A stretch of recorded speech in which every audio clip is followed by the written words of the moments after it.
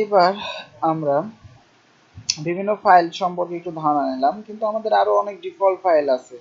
হ্যাঁ, যেরকম থিমের মধ্যে অনেকগুলা দেখতেছেন, ওগুলো আসলে কোথায় পাবো? এখানে থিম ডেভেলপমেন্টেরই মধ্যে যে থিম ডেভেলপমেন্ট, যেখানে ক্লিক করছি এখানে নিচে আসলেই দেখতে পাবেন, এই যে দেখেন style.css rtl.css, কোনটা কি কাজ এখানে একটু লেখা আছে ডিসক্রিপশন অনুযায়ী। হ্যাঁ, আমরা যখন থিম ডেভেলপমেন্ট করব তখন পার্ট বাই পার্ট কোন ফাইল থেকে কিভাবে কাজ করতেছে সব দেখবো, ঠিক আছে, কিন্তু আপনারা এগুলা একটু সুন্দর মতো পড়বেন, এই জিনিসগুলো যে কোনটা কি কাজ করবে। হ্যাঁ, একটু জাস্ট পড়ে নেবেন। আরটিএল মানে হচ্ছে রাইট টু লেফট, মানে হচ্ছে অ্যারাবিয়ান ল্যাঙ্গুয়েজ গুলার জন্য আমরা এটা ইউজ করতে হবে এই ফাইলটা।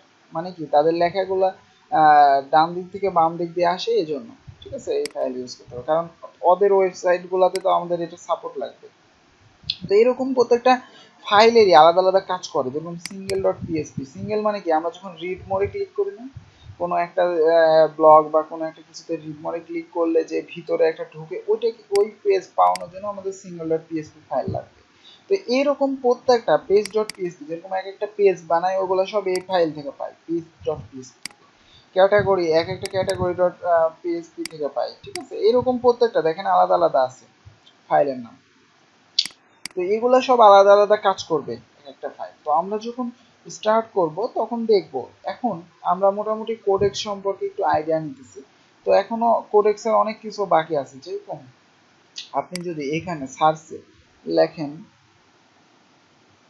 ফাংশন রেফারেন্স, রেখে ইন্টার দেন, দেখেন অনেকগুলো ফাংশন আছে ওয়ার্ডপ্রেসে। কতগুলো একটু দেখেন, এই যে ফাংশন রেফারেন্স ওয়ার্ডপ্রেস কোডেক্স, দেখতেছেন? এটা রাইট বাটনে ক্লিক করেন, দেখেন এবার একটু নিচে আসেন, এই যে দেখেন কতগুলা ফাংশন, দেখছেন? এগুলো সব আমাদের মাথার মধ্যে থাকতে হবে, প্রত্যেকটাই, প্রত্যেকটা লাগবে আমাদের, প্রত্যেকটা ফাংশন আমাদের ইউজ করতে হবে। অনেকগুলো ফাংশন আছে, দেখেন কেবল অর্ধেকই আসে না। এই এখান এখানে শেষ হয়েছে। তো এইগুলো প্রত্যেকটা একটা ফাংশন। হ্যাঁ, প্রত্যেকটা আলাদা আলাদা কাজ করে আলাদা আলাদা ফাংশনের জন্য। এখানে ক্যাটাগরি, ট্যাগ দেখেন, ট্যাক্সোনমি ফাংশন। এখানে post, custom post type, page, attachment, এক বুক অ্যান্ড বুকমার্কের জন্য এগুলো ফাংশন সুন্দর মতো তারা দিয়ে দিয়েছে, পয়েন্ট টু পয়েন্ট, ঠিক আছে। এগুলো আমরা প্রত্যেকটা দেখবো, সমস্যা নেই। থিম ডেভেলপমেন্ট যেহেতু স্টার্ট করে ফেলছি, আমরা এখানে পার্ট বাই পার্ট এগুলো দেখবো। তারপরে যে পেজের জন্য দেখেন, এগুলো পেজ রিলেটেড কাজের জন্য এগুলা লাগবে এই ফাংশনগুলো। তো এইগুলাই আমাদের মেনলি মাথায় রাখতে হবে, কোনটা কি ফাংশন কিভাবে কাজ করতেছে, ঠিক আছে। একটু আইডিয়া দেওয়ার জন্য দেখাচ্ছি, এটি হচ্ছে কোডেক্স। হ্যাঁ, এগুলা একটু দেখবেন সব ঢুকে ঢুকে প্রথমেই, মানে থিম ডেভেলপমেন্ট শুরু করার আগে এগুলা দেখবেন। তো এই যে এতগুলা ফাংশন, হ্যাঁ, এগুলা মেনলি দেখতে একটাতে ক্লিক করবেন, দেখবেন যে এটা ডকুমেন্টেশন আছে কিভাবে ইউজ করতে হবে না করতে হবে। তো আপনারা যত ভালো যে পিএসপি ডেভেলপি পারবেন, দেখেন প্রত্যেকটা পিএসপি রিলেটেড কাজ, বুঝতেছেন, তত ভালো এগুলা করতে পারবেন ওয়ার্ডপ্রেস। আর এগুলা প্রচুর স্টাডি করতে হবে এগুলা দেখে দেখে। যারা এমনি শুধু মানে টিউটোরিয়ালে আসায় একটা মানে দেখালাম, ওই দেখে আপনি বসে থাকলেন, তখন কিন্তু আপনি বেশি দূরে যাইতে পারবেন না। কিন্তু এরকম ডকুমেন্টেশন দেখে দেখে যখন আপনি প্রত্যেকটা করবেন, তখন কিন্তু অনেক কিছু করতে পারবেন এটা নিয়ে, ঠিক আছে। তো এই জন্য এগুলো নিয়ে স্টাডি করতে হবে অনেক। আর এই জন্য ভালো পিএসপি ডেভেলপি পারতে হবে অনেক কিছু। এগুলো দেখেন বিভিন্ন রকম, যেটাতে ঢুকবেন সেটাতে শুধু পিএসপি আর কিছু নাই। কিভাবে কাজ করছে দেখেন পিএসপি। তো এগুলাই মেনলি হচ্ছে পিএসপি ডেভেলপি, যদি ভালো পারেন তো এগুলো সুন্দর মতো বুঝতে পারবেন যে কোনটা কিভাবে কাজ করতেছে, ঠিক আছে। পিএসপি ডেভেলপের জ্ঞান থাকা লাগবে ভালো মতো এগুলোর জন্য। আর এগুলাই জানা লাগবে, কারণ এগুলা দিয়েই কাজ হবে সব, যতগুলো ফাংশন আছে, বুঝতেছেন, অনেকগুলো। আচ্ছা, তো আমরা এখন মেনলি কাজ স্টার্ট করব। ওকে, মেন কাজ আমাদের স্টার্ট করব এখন। আচ্ছা, এবার আমরা শুরু করি, স্টার্ট করি বিভিন্ন ফাংশনগুলোর কাজ কি কোনটা দেখব। হ্যাঁ, তো এই জন্য আমরা হচ্ছে যে থিম ফাইলের মধ্যে যাই, যেটা, তো এর মধ্যে আমরা প্রথমত তিনটা বানাইছিলাম ফাইল, index.php, style.css আর screenshot.png। ঠিক আছে, কোনটা কিভাবে কাজ করতেছে সেটা বলছে। এবার আমরা যদি index.php টা ওপেন করি, দেখি যে এর মধ্যে কিছু নাই, ফাঁকা আছে, ব্ল্যাঙ্ক, তাই না? তো এর মধ্যে সাপোজ আমি যদি HTML5 এর মার্কআপটা নিয়ে আসি, মানে এটা ইমেট দেওয়া আছে যার কারণে HTML5 লিখলে HTML5 এর মার্কআপটা চলে আসতেছে। ওকে, আচ্ছা, তো এইখানে মনে করেন আপনি একটা টাইটেল লিখবেন যে দিস ইজ এ টাইটেল। এখন এটা সেভ করলাম, সেভ করার পরে আমাদের সাইটটা যেহেতু অ্যাক্টিভ করা আছে, আমি যখন এটা রিলোড দিতেছি, দেখেন এই যে দিস ইজ এ, মানে এইখানে যে টাইটেলটা লিখছি দিস ইজ এ টাইটেল, এই কথাটাই কিন্তু এখানে শো করতেছে স্ট্যাটিক ভাবে। সাপোজ এইটা যদি আপনি না দেন, না দিলাম, এবার যদি রিলোড দিই, দেখেন এখানে কি শো করতেছে, লোকাল হোস্ট, তাই না? কারণ আমাদের কোনো টাইটেলই তো নাই, এই জন্য আমাদের সার্ভারটা ওটা শো করতেছে। কিন্তু আমি যখন এর মধ্যে যে যে আমাদের HTML এর যে টাইটেল ট্যাগ ইউজ করছি, তখন আমাদের এই টাইটেলটাই কিন্তু এখানে চলে আসতেছে, তাই না? আচ্ছা, তারপরে মনে করেন আমি যদি এইখানে একটা h2 নিই, এখানে মনে করেন আমি লিখলাম দিস ইজ এ হেডিং, কি দিলাম, দিস ইজ এ হেডিং। আচ্ছা, এবার রিলোড দেন, দেখেন এই যে দিস ইজ এ হেডিং কথাটাই শো করতেছে। কোথায় শো করতেছে? আমাদের index.php ফাইল থেকে কিন্তু শো করতেছে সব, দেখতেছেন? আমাদের index.php ফাইল থেকে শো করতেছে এগুলা।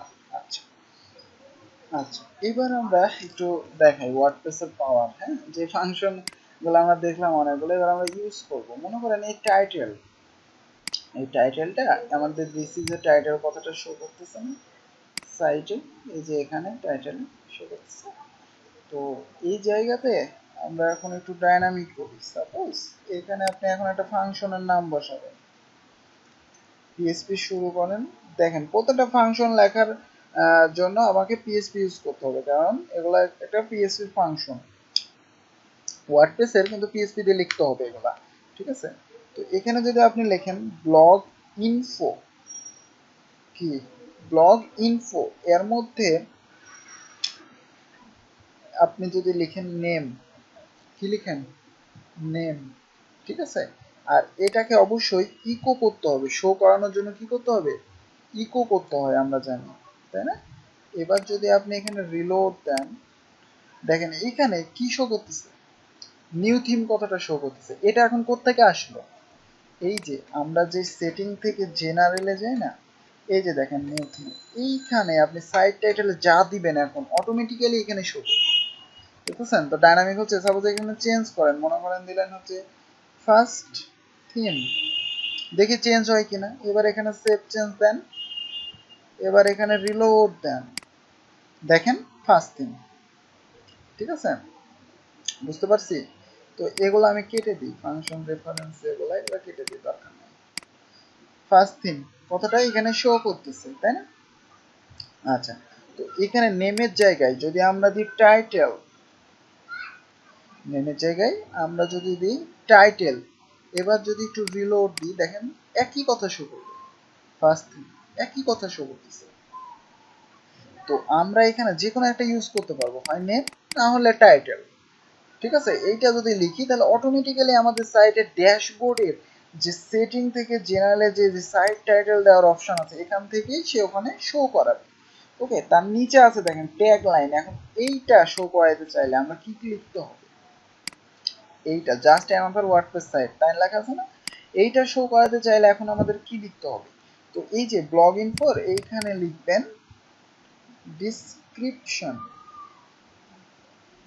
কি লিখবেন, ডিসক্রিপশন। ওকে, তো এবার এখানে রিলোড দেন, দেখেন জাস্ট অ্যানাদার ওয়ার্ডপ্রেস সাইট, ঠিক আছে? দেখেন জাস্ট অ্যানাদার ওয়ার্ডপ্রেস সাইট। তো এখানে বোঝা যাচ্ছে না, তো আমরা এক কাজ করি, এই যে এই জায়গায় মনে করেন টাইটেলটা শো করাবো, তো এখানে লেখেন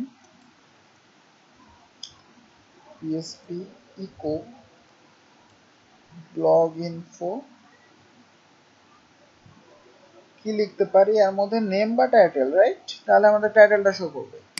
সাপোজ এই লাইনটাই আমি কপি করলাম, জাস্ট এই জায়গায় আমরা লিখবো এবার ডিসক্রিপশন, তাহলে কি শো করবে, ট্যাগ লাইনটা শো করবে।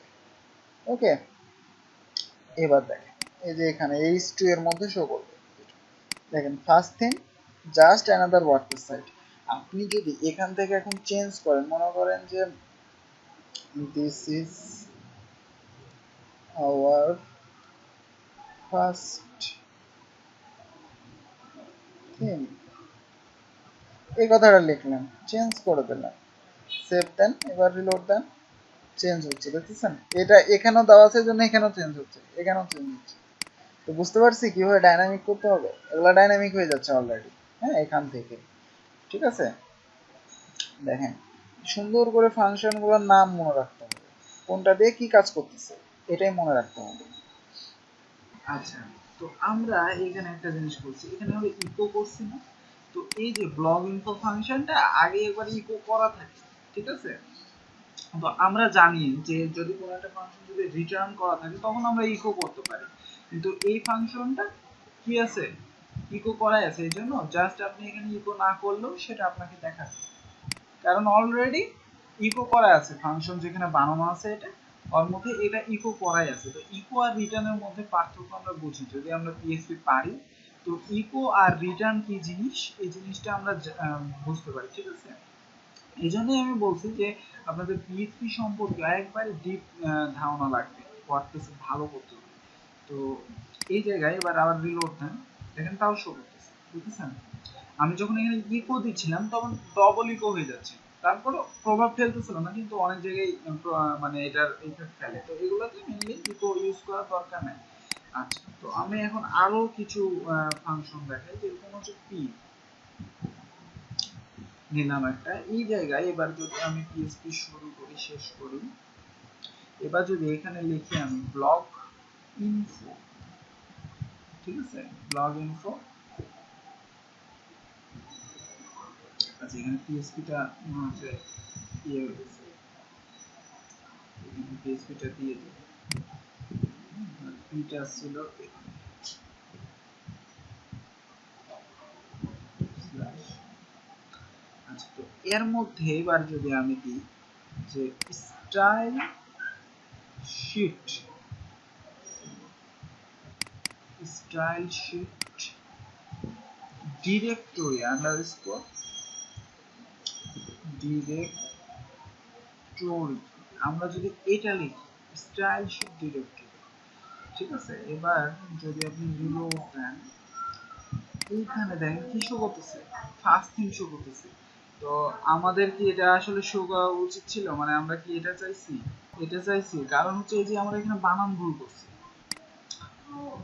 সি দেন ডিরেক্টরি, ঠিক আছে? বানান ভুল করলে এই প্রবলেম। এই যে দেখেন আমরা মেনলি যে কোন ডিরেক্টরির মধ্যে আছি, দেখেন লোকাল হোস্ট এক্সট্রা এর মধ্যে আছে না, এই যে দেখেন লোকাল হোস্ট এক্সট্রা, তারপরে কি নিউ থিম, তারপর পরে কি ডাব্লিউপি কন্টেন্ট থিম, তারপর নিউ থিম, মানে হচ্ছে আমরা যে থিমের ডিরেক্টরি যে থিমটা আছে সে পুরো ডিরেক্টরিটা সে দিয়ে দিচ্ছে, হ্যাঁ, মানে এই যে এতটুকুন হচ্ছে, এই যে এতটুকুন, তারপরে এই যে ডাব্লিউপি কন্টেন্ট মানে এই যে থিমের মধ্যে আমি ঢুকতে যাচ্ছি, তারপর থিম, তারপর এই নামের একটা ফোল্ডার করছিলাম না নতুন শেখানোর জন্য, নিউ থিম নামে ফোল্ডার, ওর মধ্যে আছি, ওটাই সে দেখাচ্ছে এটা লিখলে, ঠিক আছে? এটা লিখলে এটাই সে দেখাচ্ছে, মানে স্টাইল শিট ডিরেক্টরি, মানে আমি এখন কোন ডিরেক্টরির মধ্যে কাজ করতেছি, মানে এই যে এই ফাইলটা কোন ডিরেক্টরির মধ্যে আছে সেটাই দেখাচ্ছে। যে এখানে নিচে মাউসটা দেখেন, নিচে কিন্তু একটা লিংক দেখাচ্ছে, দেখতেছেন?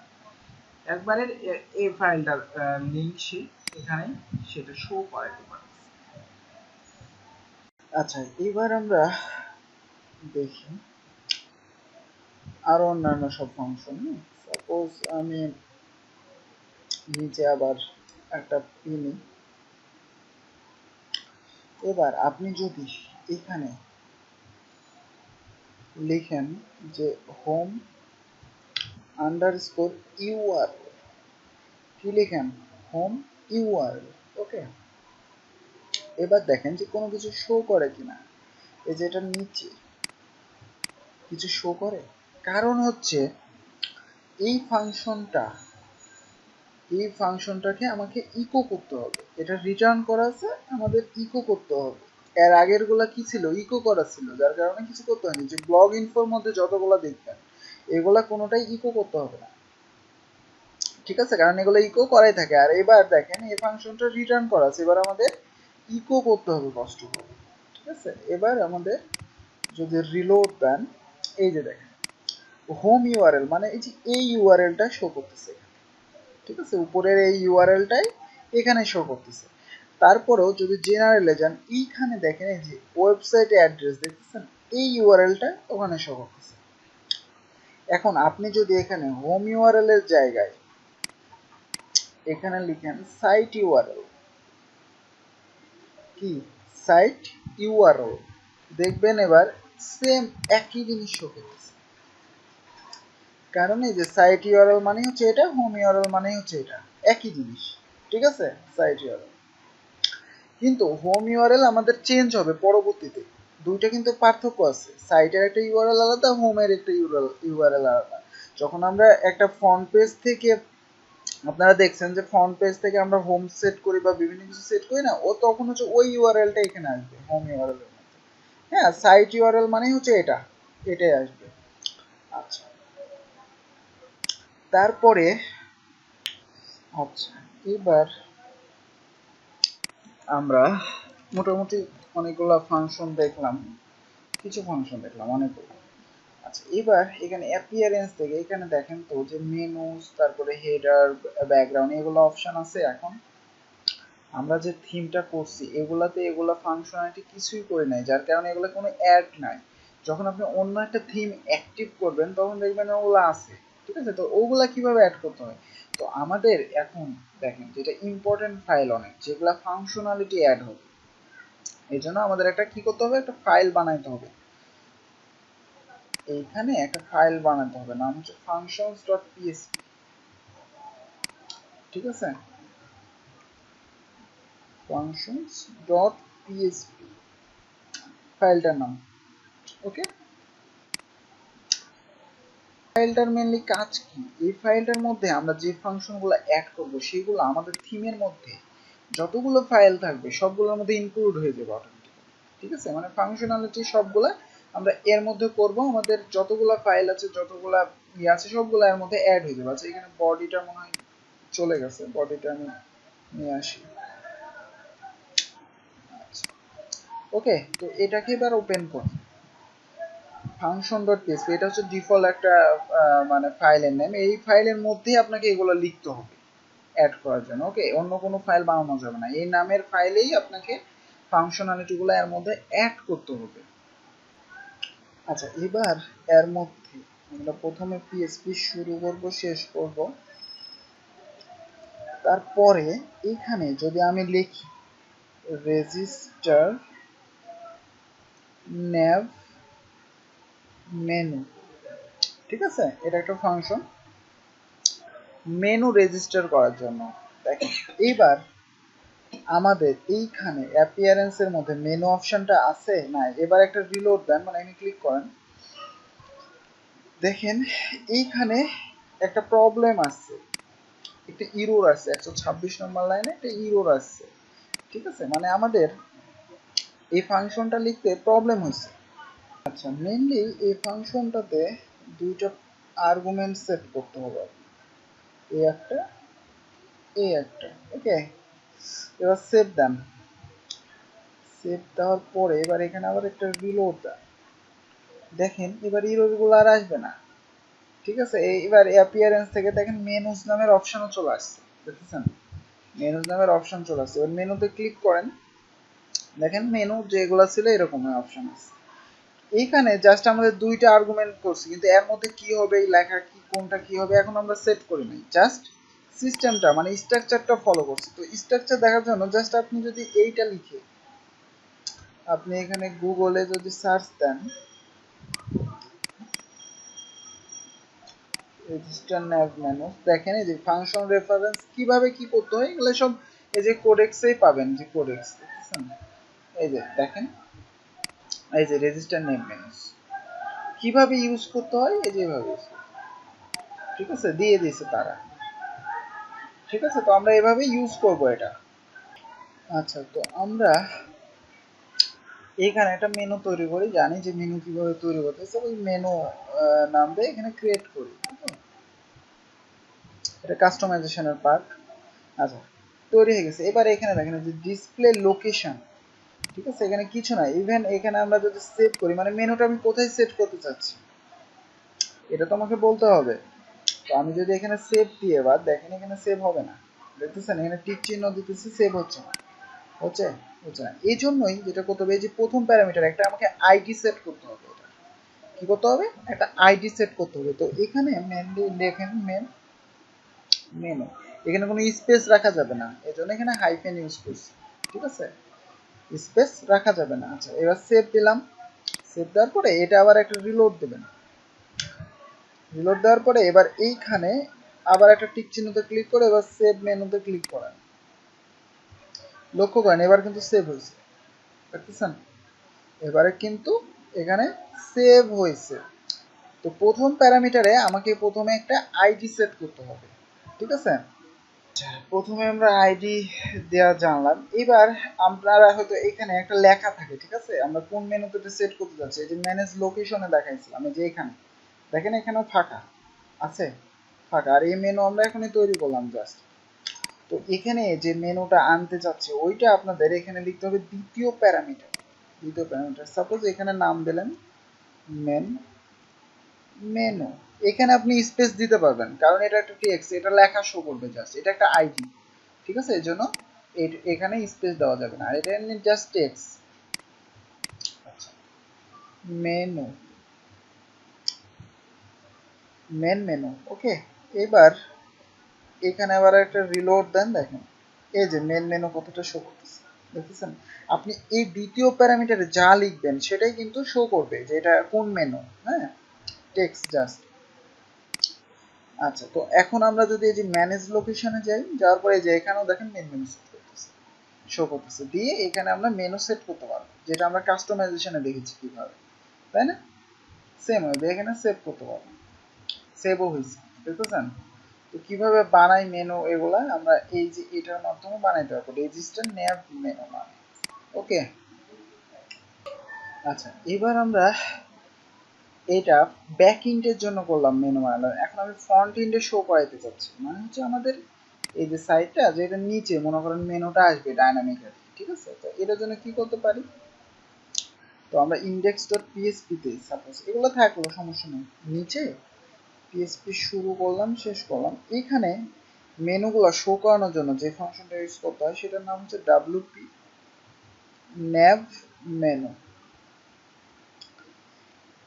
এখন আপনারা বলেন যে রেজিস্টার করার সময় আমরা কি লিখছিলাম, একই সিস্টেম দেখেন, জাস্ট আমরা রেজিস্টার করার জন্য কি লিখছিলাম, রেজিস্টার nav মেনু, আর শো করানোর জন্য কি লিখবো, ডাব্লিউপি nav মেনু, ঠিক আছে।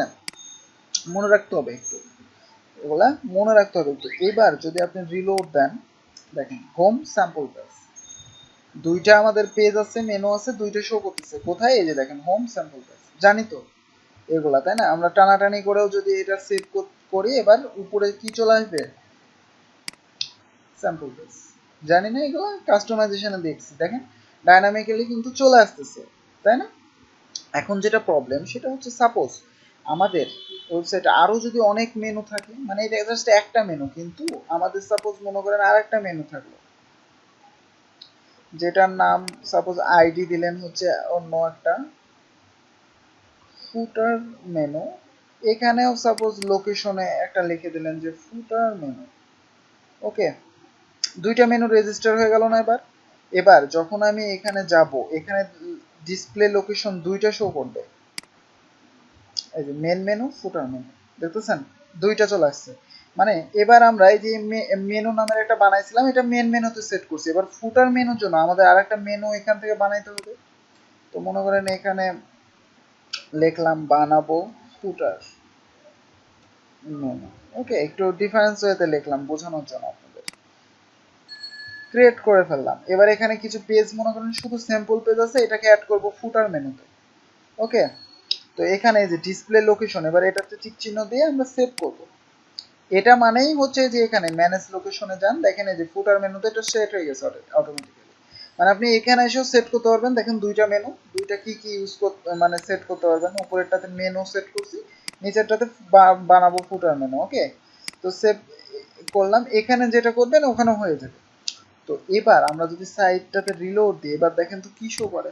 দেখেন পরেরটা শো করতেছে ফুটার মেনু। তো এটা কি আসলে হওয়া ঠিক? মানে আমাদের দুইটাই লাগবে, একটা হেডারে মনে করেন একটা ফুটারে, দুইটা লাগবে না? দুইটা মেনুই আমি শো করাইতে যাচ্ছি। একটাতে আছে দুইটা পেজ, একটা স্যাম্পল পেজ, একটা হোম ডিফল্ট, আর একটাতে শুধু স্যাম্পল পেজ ফুটারটাতে।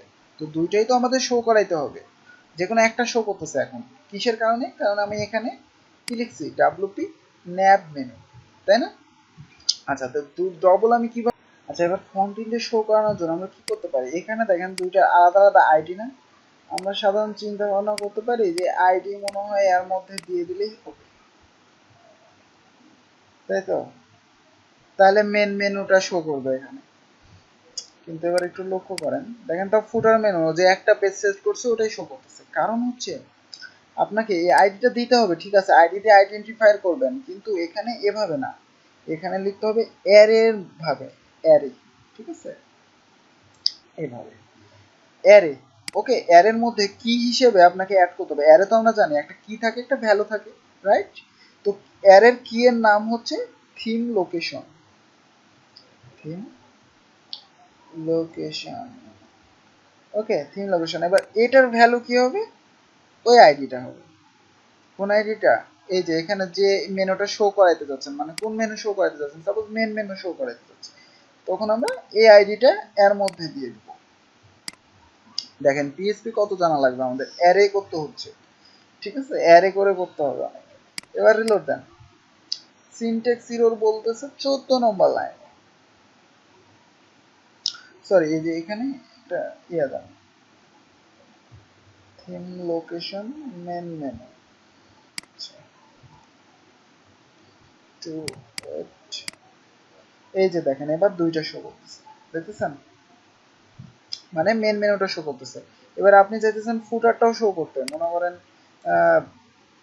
হচ্ছে এটার নিচে এখানে হচ্ছে যে লেখা থাকবে পি এর মধ্যে যে ফুটার মেনু, এখানে ফুটার মেনুটা শো করবে। তো এখানে পিএসপি দেন, এবার দিয়ে এখানে কি লিখবেন, ডাব্লুপি ন্যাভ মেনু। ওকে, তারপরে এখানে কি দিতে হবে, অ্যারে আকারে আনতে হবে। তো আমরা এখানে অ্যারে দিলাম, তারপরে এখানে জাস্ট লিখব থিম লোকেশন, এভাবে লিখতে হবে, বানানে একটা ভুল হলে কিন্তু আসবে না। ওকে, এটা কি, আর ভ্যালু হিসেবে এবার কি দেব, আইডিটা, যে এখানে কি কোনটা শো করাইতে যাচ্ছেন। তো এটা দিয়ে রেজিস্ট্রি করছিলাম এই যে ফুটার মেনু, এই আইডিটা দিয়ে। ওকে, তো ফুটার মেনুটা এখানে দিয়ে দেব, এখানে একটা কমা হবে জাস্ট। ওকে, এবার দেখেন যে ফুটার মেনু কথাটা শো করতেছে এইখানে, যে ফুটার মেনুগুলা চলে আসবে। এই যে ফুটার মেনু দেখেন, সিম্পল পেজ, দেখতেছেন? ফুটার মেনু সিম্পল পেজ, এটা হচ্ছে কি মেন মেনু। তো আমরা এটাকে আরেকটু সুন্দর করি, সাপোজ এই যে পিটা লিখছি, এই পিটা এখানেও দিয়ে দেন, তাহলে ভালো মতো পার্থক্য বুঝতে পারবেন। আচ্ছা, আর এই পিটাকে বাইরে ক্লোজ করেন। তো এখানে লেখেন হচ্ছে main menu.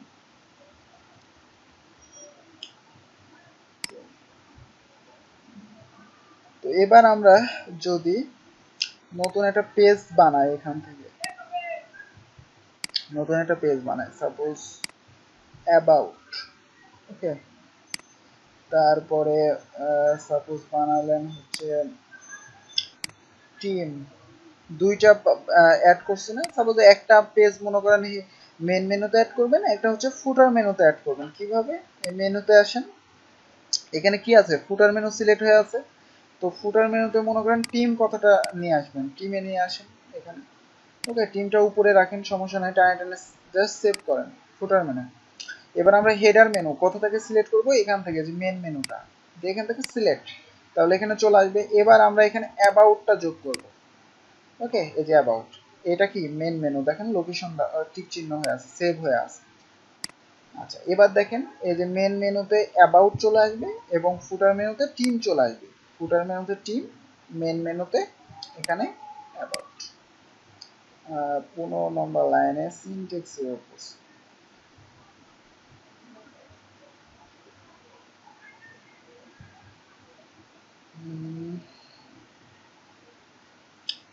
Theme location PHP developing add menu main menu কি প্রবলেম?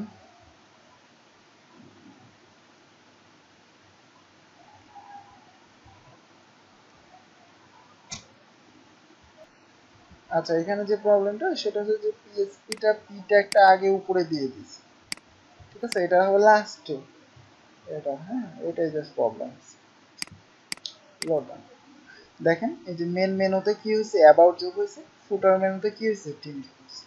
তো আমরা এভাবে আলাদা করতে পারতেছি এবং ডাইনামিক্যালি শো করতে পারতেছি। কিসের মাধ্যমে একটু ভালো করে এগুলো দেখে নেবেন। ওকে, শো করাচ্ছে কিভাবে এবং হচ্ছে আমরা রেজিস্টার করছি কিভাবে, মেনু বানাইছি কিভাবে বানাতে হবে। ওকে।